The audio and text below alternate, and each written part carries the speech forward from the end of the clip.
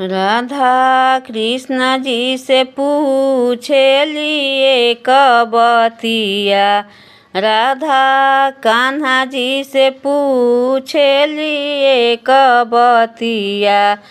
ए राधा कैसे कजरा लागे गईले तोहरा आँखिया। एरा कान्हा कैसे कजरा लागे गईले तोहरा आँखिया। तहरे ही नाम के लिखत रही पतिया। तोहरे ही नाम के लिखत रही पतिया। सिरिक के सिलहिया परेला हमरो आँखिया। छिरिक के सिलहिया परेला हमरो आँखिया। एही से भइले कजरारी आँखिया।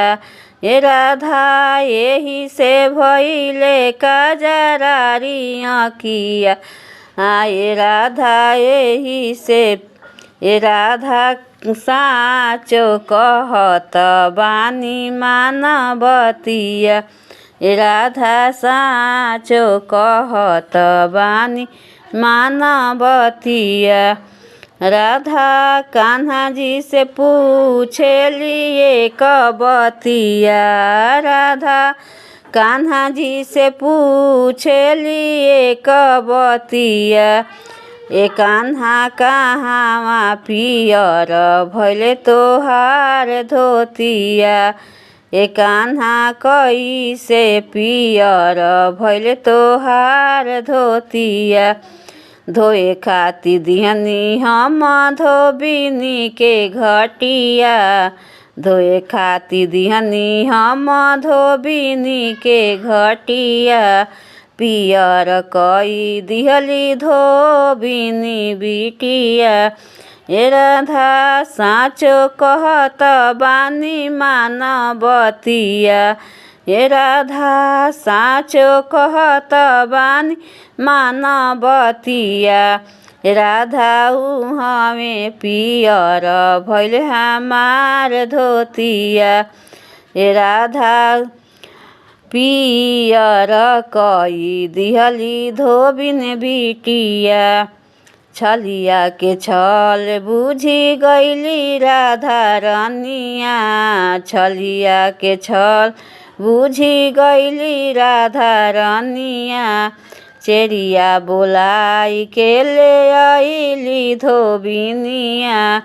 ए धोबिन साचो पूछत बानी कहबतिया। ए धोबिन साचो पूछत बानी एक बतिया। ए धोबिन काहे के रंगेलू कान्हा के धोतिया। ए धोबिन हरदी से रंग काहे हरदी से रंगेलू कान्हा के धोतिया।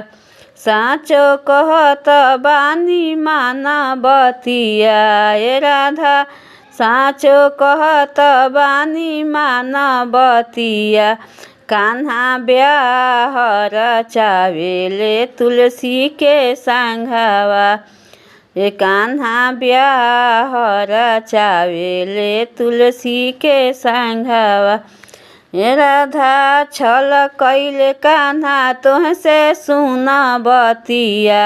ए राधा छल कैले कान्हा तोहसे सुनबतिया। एक रात कान्हा ब्याह रचावेले तुलसी के संघवा। राधा उहाँ पियर भइल कान्हा के धोतिया। राधा सासु कजरा डालेली कान्हा के आँखिया। ए राधा सासु कजरा डालेली कान्हा के आँखिया। एही से भइले कजरारी आँखिया। ए राधा एही से भइले कजरारी आँखिया। राधा एही से भइले कजरारी आँखिया। रूठी गईली कान्हा राधा धैली नैहर के डगरिया। रूठी गईली राधा धैली नैहर के डगरिया। लपकी के कान्हा जी पकड़े ले कलैया। राधा हौ तू रानी तुलसी पटरनिया। ये राधा हौ तू रानी तुलसी पटरनिया। राधा कृष्णा के जोड़ी रही जन्म जन्मामा। राधा कृष्णा के जोड़ी रही जन्म जन्मामा। छेली एक